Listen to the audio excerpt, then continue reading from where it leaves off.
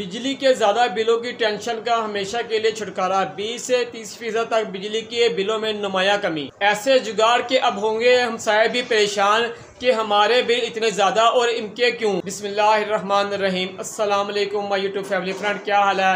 मैं हूं आपका दोस्त आसिफ सैन और आप देख रहे हैं मेरा YouTube channel Asif electrical. Friend, बिजली के बिल के यूनिट कम करना मेरे लिए कोई मुश्किल काम नहीं। मैं आपको चंद ऐसे पॉइंट बताऊंगा, अगर आप चाहते हैं कि आपके बिजली के यूनिट भी कम चलें तो आपको मेरी चंद बातों पे अमल करना पड़ेगा। सबसे पहले आपके घर में जितने भी एलईडी बल्ब, एसएमडी लाइट जो ठीक तरीके से जल नहीं रहे उन्हें उतार दें। इसलिए अगर आपका एलईडी बल्ब, एसएमडी लाइट देखने में वो ख़राब है मगर कोई भी उसका बटन जो ऑन कर देगा तो वो आपकी बिजली जो है वो इस्तेमाल करेगा, चाहे उसकी लाइट जले या ना जले।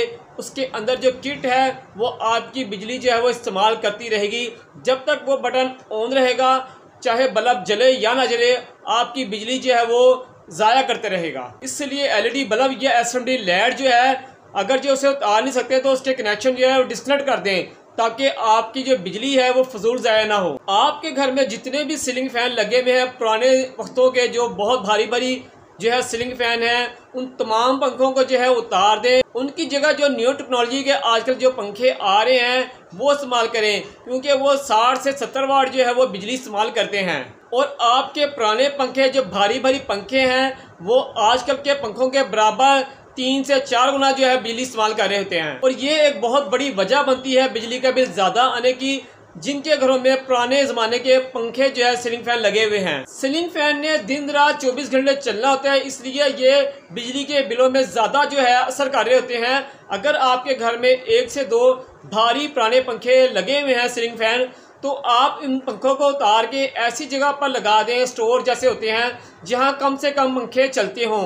आप उनको चेंज कर लें अपने कमरों से। अगर आपके पास अभी इनको चेंज करने की कैपेसिटी नहीं तो फिलहाल आप उन्हें ऐसी जगह पर लगा दें जहां कम से कम इस्तेमाल होता हो, ताकि आपकी बिजली जो है वो बच सके। आपके घर में सीलिंग फैन, एग्जॉस्ट फैन कहीं भी लगा हो, कमरे में या स्टोर में, जहां मर्जी लगा हो, अगर वो ख़राब हो गया है तो आप उसके कनेक्शन जो है वो डिस्कनेक्ट कर दें। जब तक आप इन्हें ठीक नहीं करवाते इनके कनेक्शन जो है वो डिस्कनेक्ट कर दें। इसलिए कि हमारी जो है आदत बनी होती है, बार बार कोई ना कोई आगे से ऑन करता रहेगा, क्योंकि एक आदत पड़ जाती है रोज़मर्रा ज़िंदगी में। अगर जो कोई भूल गया इसे ऑफ करना है और ये पंखा या जो आपका एग्जॉस्ट फैन है वो ऑन रहा, तो जब तक ये ऑन रहेगा तो ये आपकी बिजली जो है वो इस्तेमाल करता रहेगा, चाहे ये चले या ना चले। ये दोनों आपके फ़ैन और एग्जॉस्ट फैन दोनों आपकी बिजली जो है वो इस्तेमाल करते रहेंगे। और ये भी एक जो है बहुत बड़ी वजह बनती है बिजली के बिल में इजाफे की। और ये आपके बिजली के बिल में असर तो करेगा मगर ये आपका जानी और माली भी नुकसान कर सकता है। अगर एक सीलिंग फैन या एग्जॉस्ट फैन वो ऑन रह गया, वो ख़राब हो, तो उसके तक करंट पहुंचता रहेगा, वो भी जल जाएगा। और कई दफ़े ऐसा होगा कि आपके घर की जो वायरिंग है उसमें भी शॉर्ट सर्किट हो सकता है।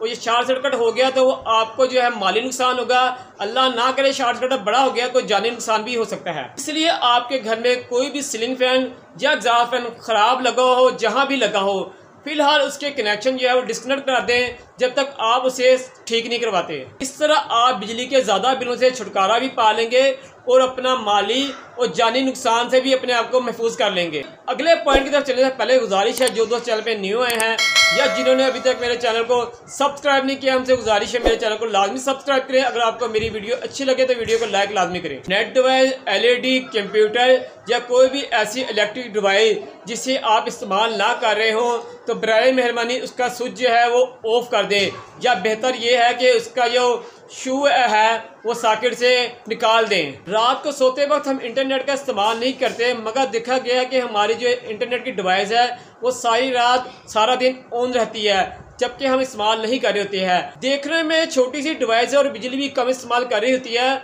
मगर हम थोड़ी थोड़ी बिजली की बचत करेंगे तभी हम ज़्यादा बिजली के बिलों से छुटकारा पाएंगे। चार्जिंग डिवाइस, जब भी आप अपना मोबाइल फ़ोन जो है वो चार्ज कर लें और आपके मोबाइल फ़ोन की बैटरी फुल हो जाए तो आप उसका चार्जर जो है वो सॉकेट से निकाल दें या उसका बटन ऑफ कर दें, क्योंकि आपका चार्जर जब तक सॉकेट में लगा रहेगा तो आपकी वो बिजली इस्तेमाल करता रहेगा। इसी तरह बैटरी चार्जर जो आजकल घरों में आम तौर पे इस्तेमाल हो रहा है बैटरी चार्ज करने के लिए, जब भी आपने इसे परचेज़ करना है तो अच्छी कंपनी का परचेज़ करना है जिसमें कट ऑफ सर्किट लगा हो, यानी जब आपकी बैटरी फुल हो जाए तो उसका इंडिकेटर जो है ऑन हो जाए फुल का, आपको पता चल जाए कि बैटरी जो है फुल हो गई है, ताकि आप उसे बंद कर दें। अगर आप एक आम चार्जर इस्तेमाल करोगे बैटरी चार्ज करने के लिए जिसमें कट ऑफ सर्किट ना लगा हो, तो आपको कैसे पता चलेगा कि आपकी बैटरी जो है वो चार्ज हो गई है? यकीनन आप अंदाजे से बैटरी चार्ज करोगे, या आपकी बैटरी जो है अंदाजे से ज़्यादा चार्ज हो जाएगी या कम चार्ज हो जाएगी। अगर आपकी बैटरी ज़्यादा चार्ज हो जाएगी तो ज़्यादा बिजली इस्तेमाल होगी और आपकी बैटरी भी ब्लास्ट हो सकती है, ख़राब हो सकती है। अगर आप इसे कम चार्ज करोगे, अंदाजे से कम चार्ज होगी वो, तो फिर वो आपको बैकअप कम देगी। इसी तरह कम और ज़्यादा चार्ज करने के चक्करों में आपकी बैटरी भी ख़राब हो जाएगी और आपका बिजली का बिल भी ज़्यादा आएगा।